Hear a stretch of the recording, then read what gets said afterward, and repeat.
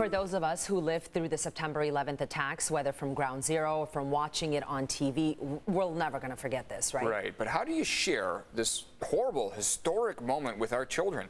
Author of I Survived the Attacks of September 11th, Lauren Tarshis joins us now to give us a little insight this morning. Good morning to you. Hi, Eric. Hi, Stella. Thanks so much for joining us here, Lauren. As a parent yourself, I mean, you know how important and sensitive this topic can be for our kids, right? I mean, is that kind of what guided you to write this book? Tell us a little bit about your decision behind this. Absolutely. Well, I'm the author of a series called I Survived, which I began about 10 years ago. And my initial idea was to write historical fiction books about long ago natural disasters. And I started writing these books. Very quickly, I started getting deluged with emails and letters from children asking to write about 9/11, which shocked me because none of my readers were born on September 11th, 2001.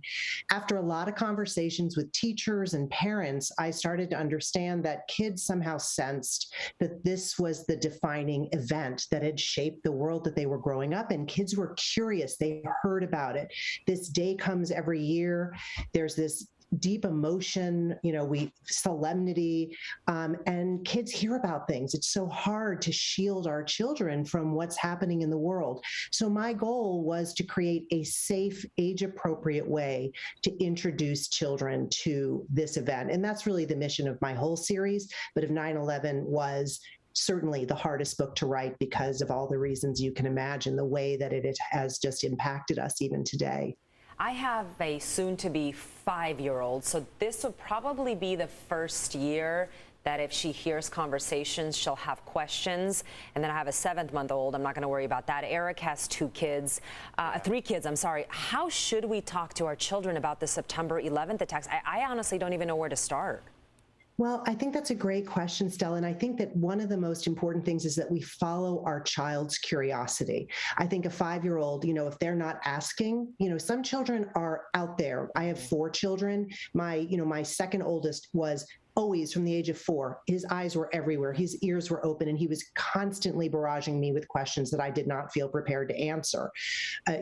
My daughter, on the other hand, until she was, 10 or 11, she wanted to be very much in her bubble, right? She was not, she just, didn't have her tentacles out into the broader world. So I think following the lead of your child, being very age appropriate. For 9/11, I think a message for young children, if they ask, is that there was a disaster that happened and that people united together to help each other. That really is so much the message of 9/11 for kids, is this unimaginable thing happened, and the unity that we saw in New York City, the way people helped each other at the Pentagon, that's a message that I think should really always be front and center when you're talking about 9/11, especially for young children. And once again, I don't feel personally that this is something that should be brought up for very young children. I think that it's very important that it be taught in schools for older elementary students and above, and I know it is. And then there are lots of ways to get into it with educators who have a lot of, there are wonderful resources out there. For parents, I think we respond to the questions that our kids ask. I could vouch for my 10-year-old that this is appropriate for his age level, because he reads your I Survived sinking of the Titanic. He also has the I Survived the shark attack in his room right now. So you're able to connect with that age group. How do you do that in your books, and specifically with the September 11th attacks? How does their subject matter connect with that age group?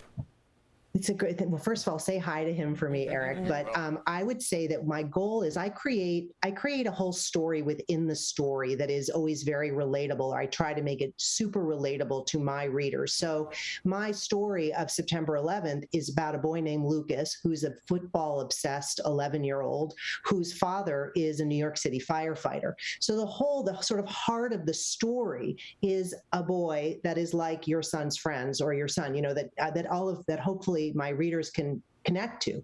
And that's really the thing that I do in all the books, even if it's a kid living in ancient Roman times, a child who's living in France during Nazi occupation. My first job is to create a very rich backstory of this child, to make that child real and relatable and in the world in a normal, natural way before these events take place.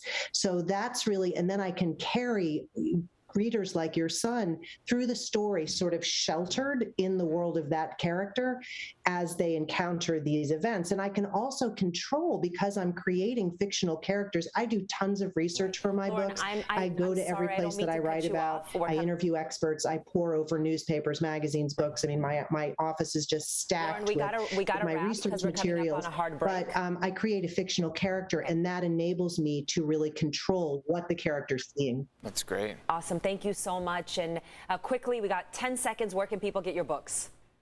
Anywhere. You can get them in my website, laurentarshis.com, has tons of free resources for parents and kids. Yeah. Lauren, thank you. Thanks, Lauren. Really appreciate it. Thank you so much. Thanks for Great coming to on the talk to show. you.